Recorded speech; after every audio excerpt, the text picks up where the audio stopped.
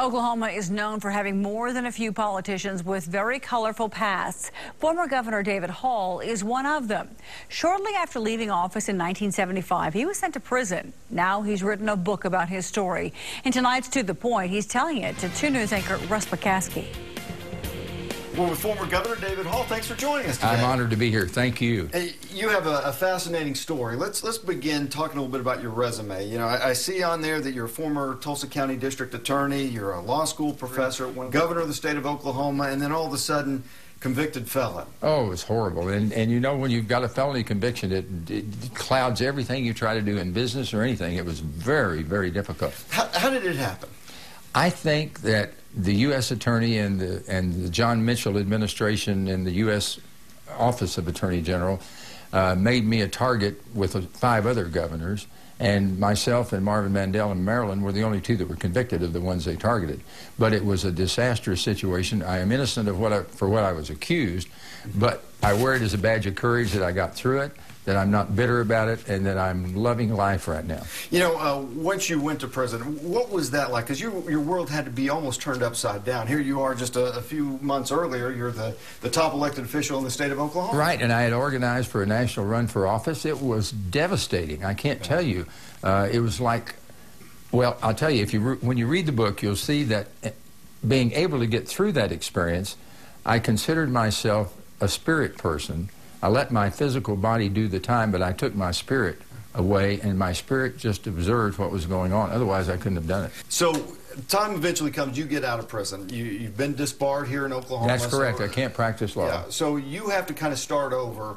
How do you go about doing that, and how do you put your past behind you? Just like everybody else who suffered that. I mean, I'm not the only person that's been through this.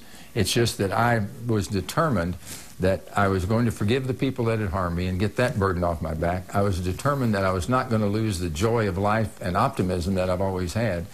And that's what carried me through. But it was very difficult. One of the things I think that people can relate to you about is the fact that the last couple of years we've had this recession. A lot of people lost their jobs, a lot of people lost their retirement savings, those kinds of things. And it's almost like starting over, and that's something that you had to do. How were you able to do it? It was the most difficult thing, but what I remembered was that there is no road that is so long that it doesn't turn. And if you're willing to start at the bottom and work your way along, you can succeed. But you got to remember, I had been in public office 8 years in the DA's office, 4 years as governor. All of those retirement activities were wiped away. All of my savings went into defending myself in the trial. I spent and raised and defended myself, costing over $1.5 million.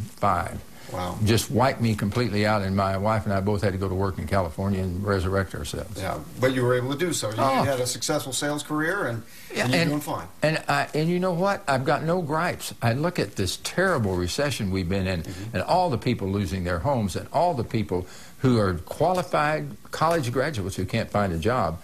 And I feel like my experience wasn't near that bad. So you wrote this book, Twisted Justice. What do you hope people get out of it? I hope they get a realization that you can overcome anything if you're strong enough and purposeful enough to do optimistically what you want to do in life. Second, that you forgive your enemies. And third, and equally as important, that there is no obstacle that you can't overcome. Yeah. Good luck to you. Good luck to you. Fascinating story. Bless your heart. Thanks.